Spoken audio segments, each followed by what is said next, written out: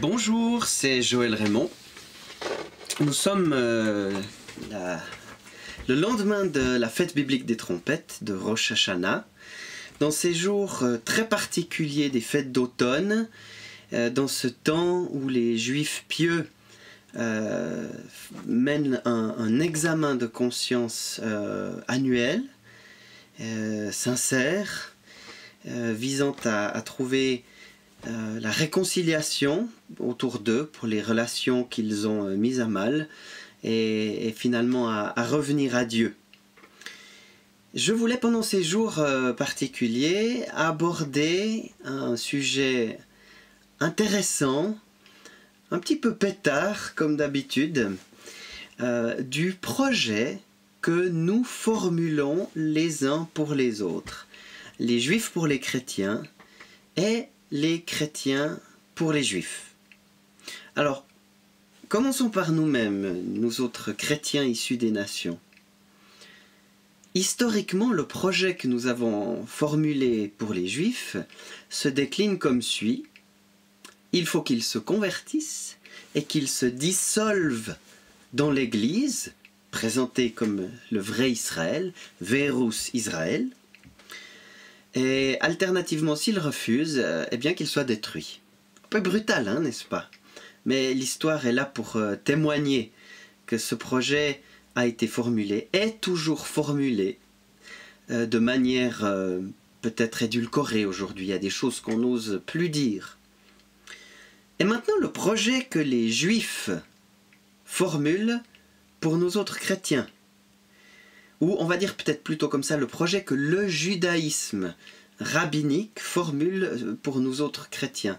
Et ça, je pense que mes frères chrétiens vont écouter. Alors là, je suis obligé de citer quelqu'un pour pas faire de généralité. Et j'ai choisi le rabbin Chaim Dinovitch, qui est un des rabbins qui enseigne en français, que je suis personnellement, dont je suis les cours. Et puis pour la petite histoire, je suis tombé sur lui à Jérusalem il y a une année exactement, à l'époque où j'y étais pour Sukkot.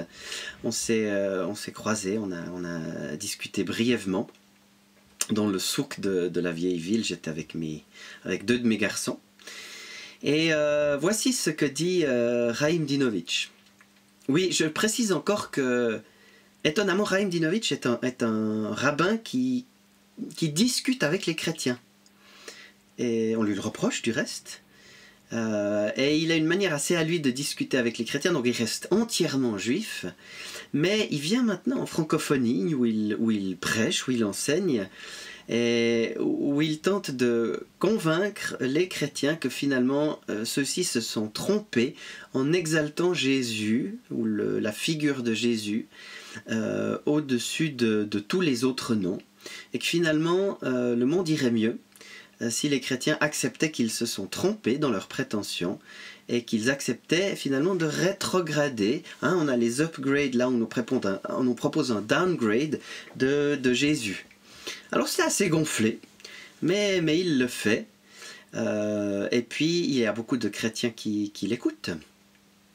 Et donc ce projet que le judaïsme formule pour les chrétiens, c'est premièrement reconnaître la primauté de Jérusalem et du peuple d'Israël dans le plan divin,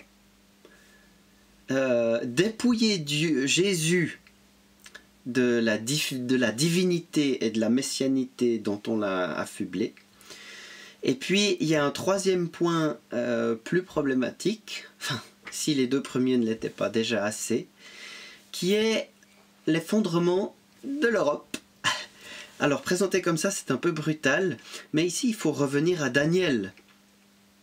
Le prophète Daniel, qui présente dans deux visions successives le pouvoir terrestre, les empires terrestres, comme un tout qui, en 4 empires successifs, va s'opposer à Dieu et à son peuple, Israël, va les opprimer, va les exiler, et puis finalement, le dernier de ces empires, eh bien, s'effondrera, et c'est alors que le règne de Dieu viendra sur terre. Et l'on a identifié ces 4 empires, en particulier le dernier, c'est Rome. C'est Rome. dans lequel les rabbins voient l'Europe chrétienne. Et cette Europe chrétienne, elle est aussi présentée comme Édom, le personnage biblique de Édom, qui s'est opposé à Jacob, le peuple d'Israël.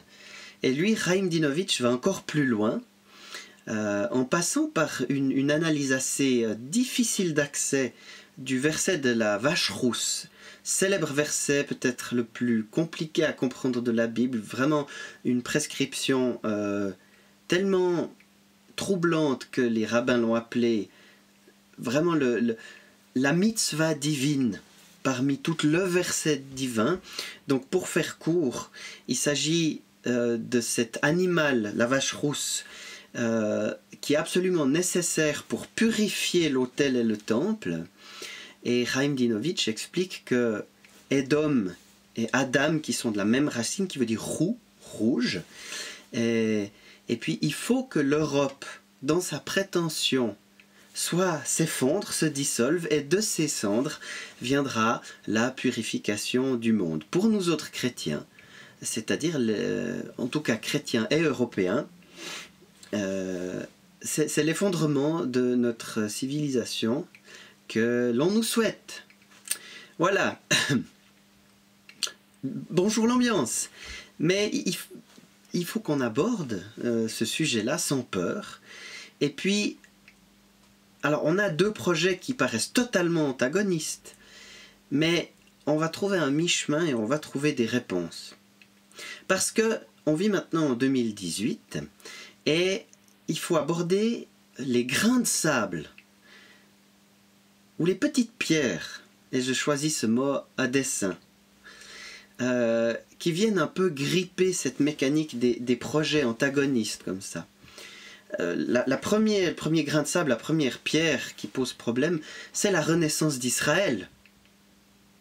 Depuis 70 ans maintenant, Israël en tant que nation et en tant que religion opère un renouveau remarquable, alors qu'à l'inverse, les nations chrétiennes que sont la France, la Suisse, l'Italie, l'Allemagne, etc., la Suède, perdent chaque jour plus de leur substance et que le christianisme dans ces nations a de moins en moins d'influence. Donc, autant on voit un essor d'Israël, autant on voit une humiliation de l'Europe et du christianisme européen, ce qui fait que cela amène de l'eau au moulin du projet du judaïsme et des prétentions du judaïsme. Pour nous autres chrétiens, deuxième petite pierre qui grippe toute cette mécanique, mais c'est une bonne nouvelle. C'est l'émergence et l'irruption dans l'Église des Juifs messianiques, c'est-à-dire des Juifs qui confessent Jésus de Nazareth. Ces Juifs-là avaient disparu du paysage pendant des siècles et des siècles, et l'Église n'était plus composée que de personnes non juives et de Juifs qu'on avait forcés à se déjudaïser. Et voilà que les Juifs reviennent dans l'Église avec des prétentions, avec un discours, avec une sève qui nous amène et qui est délicieuse et libératrice. Alors maintenant, nous allons prendre ce mi-chemin entre les prétentions des uns et des autres, ces prétentions brutales, antagonistes, et nous allons, en 5 points, décrire le mi-chemin prôné par le milieu messianique. Premièrement, nous reconnaissons sans embâge la primauté de Jérusalem et la primauté d'Israël. Ce n'est pas un discours politique ou idéologique, on va simplement lire ce qu'écrit saint Paul dans l'épître aux Romains. Lisons. Et il s'adresse ici aux chrétiens issus des nations. Quelques-unes des branches de l'olivier naturel ont été mises de côté. L'olivier naturel, c'est Israël. Et ces branches qui ont été mises de côté, c'est le judaïsme rabbinique. Quelques-unes des branches de l'olivier naturel ont été mises de côté, et toi, qui étais l'olivier sauvage, et ici il parle des chrétiens issus des nations, des croyants issus des nations, Toi qui étais un olivier sauvage, tu as été greffé parmi ses branches et tu as été rendu participant de la racine et de la sève de cet olivier, à savoir Israël. Mais ne te glorifie pas aux dépens de ses branches. Si tu te glorifies, sache que ce n'est pas toi qui portes la racine, mais c'est la racine qui te porte, c'est Israël qui te porte. Tu vas me répondre, ces branches, elles ont été mises de côté pour que je prenne leur place, moi le croyant issu des nations. Vrai, dit l'apôtre, elles ont été mises de côté pour n'avoir pas cru, alors que toi, en ayant cru, tu subsistes. Mais ne te laisse pas aller à l'orgueil, reste dans le respect, car si Dieu n'a pas épargné les branches naturelles, s'il a jugé la nation juive en l'emmenant 2000 ans en exil, eh bien toi, il ne t'épargnera pas non plus si tu manques à la foi. Et l'apôtre continue, si toi tu as été coupé de ta nature païenne, qui est l'olivier sauvage, et que tu as été greffé sur l'olivier naturel, c'est Israël, alors que précisément ce n'est pas ta nature, à plus forte raison, Dieu pourra regreffer, selon leur nature, les branches qui ont été temporairement mises de côté, il pourra les regreffer facilement sur leur propre olivier. Autrement dit, il n'est pas si compliqué que ça, il est même naturel pour eux de faire tchouva et de retrouver leur place. Voilà. Paul enfonce le clou en disant « Je ne veux pas, mes frères qui croient en Jésus, que vous ignoriez ce mystère. C'est qu'une partie d'Israël est tombée dans l'endurcissement jusqu'à ce que la totalité des païens soit entrée dans l'alliance. » Le mot grec c'est plérom, la plénitude. Mais alors, une fois que nous aurons la plénitude de ceux qui entreront dans l'alliance au travers de Jésus, alors Israël sera sauvé pour finir d'un seul tenant. C'est-à-dire que la majorité d'Israël reconnaîtra son Messie. Pourquoi ? Parce que Dieu ne se repent pas de ses dons et de son appel, il a juré son alliance avec Israël et il ne reviendra jamais en arrière. Ici, je n'ai fait que citer les écrits fondateurs du christianisme et nous reconnaissons la primauté d'Israël et du judaïsme et nous nous distancions vraiment de la supériorité historique des chrétiens contre les juifs.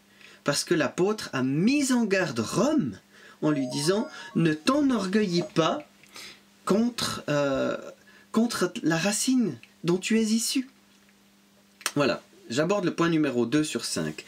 Nous ne sommes pas Édom, je vais accélérer un peu. Cher judaïsme, nous ne sommes pas Édom, nous ne voulons pas nous reconnaître dans cette caricature. Nous ne sommes pas l'Europe athée et antisémite qui a des prétentions sur Jérusalem, qui finance la machine palestinienne pour revendiquer la terre d'Israël. Et nous aussi, nous souffrons de cette assimilation-là. Nous souffrons de nous sentir en porte-à-faux avec le chemin que prend notre continent, notre culture, et aussi une partie de nos églises dans leur versant officiel. Nous nous sentons ici comme Daniel à Babylone, ou David chez les Philistins, un peu étrangers au milieu de cette culture. Ici, il me semble que le Rav Dinovitch ne veut pas distinguer que spirituellement, nous ne sommes pas édomites, mais nous sommes israélites, car nous croyons vraiment au Dieu d'Isaac, d'Abraham, de Jacob, et ce Dieu qui s'est manifesté pour nous en Jésus-Christ. Voilà. Il faut distinguer le niveau politique, culturel, avec le niveau spirituel et religieux. Je sais bien que les deux sont mélangés, mais nous ne sommes pas Édom. D'accord ? 3. À ceux qui veulent, et là je m'adresse plus spécifiquement aux chrétiens, à ceux qui veulent dissoudre les juifs dans l'Église, nous disons non, non, parce que dans la Nouvelle Alliance, les Israélites gardent un rôle et une destinée unique et particulière. Et l'Église a fait ce chemin pour reconnaître maintenant que les Juifs messianiques gardent leur spécificité, leurs traditions, ces traditions qui sont issues directement de la parole de Dieu. Par exemple, la circoncision, la brite, la cacheroute, qu'ils la suivent. S'ils le veulent, c'est leur conscience entre Dieu et eux. Et ici, à nouveau, je vais citer l'apôtre. Il dit « Car je n'ai pas honte de l'Évangile. C'est une puissance de Dieu pour le salut de quiconque croit, du juif premièrement, puis du grec. » Vous avez entendu? Du juif premièrement. Ils sont les premiers, même dans la Nouvelle Alliance. Je le cite ailleurs, dans les Galates. « Il n'y a plus ni juif ni grec. Il n'y a plus ni esclave ni libre. Il n'y a plus ni homme ni femme, car vous êtes un en Jésus-Christ. » Ce verset est souvent cité justement pour prôner la dissolution de la spécificité juive dans l'Église.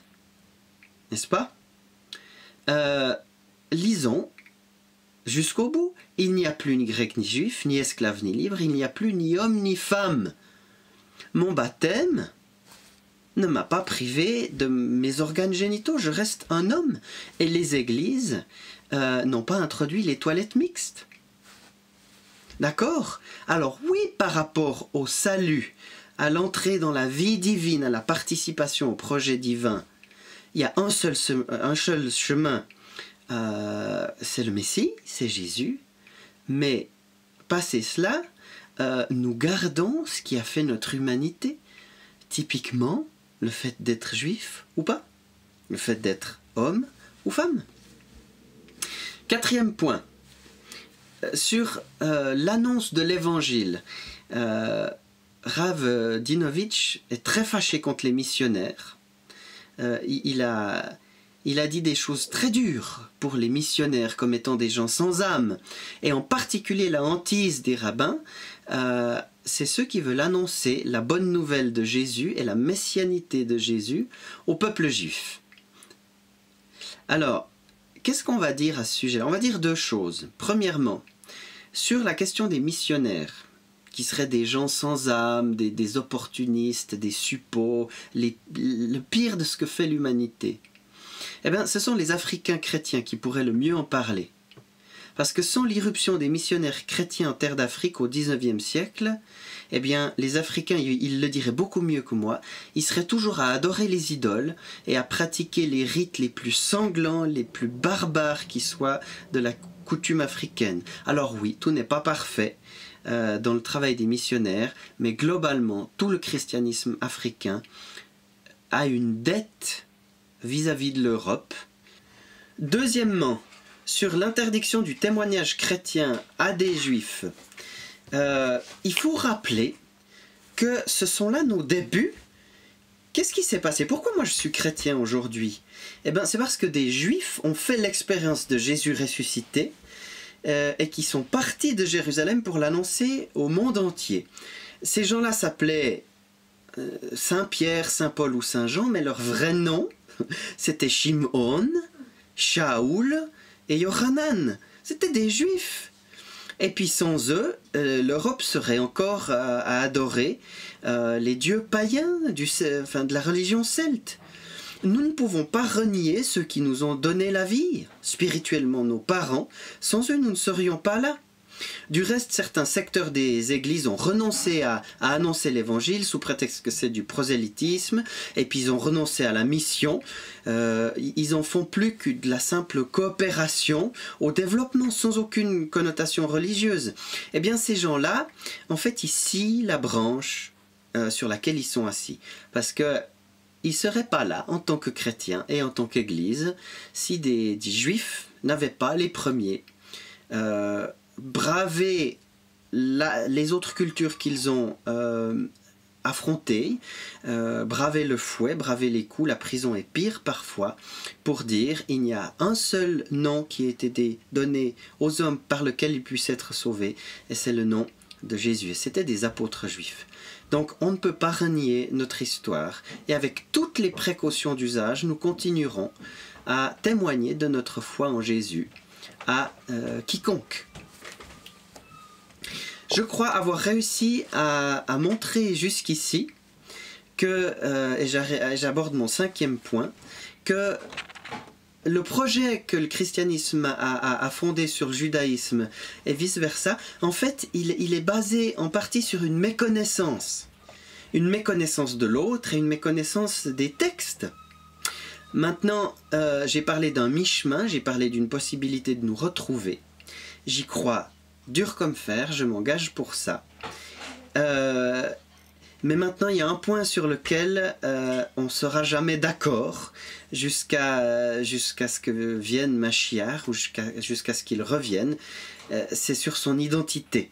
C'est sur la résurrection physique de Jésus et c'est sur la messianité de Jésus.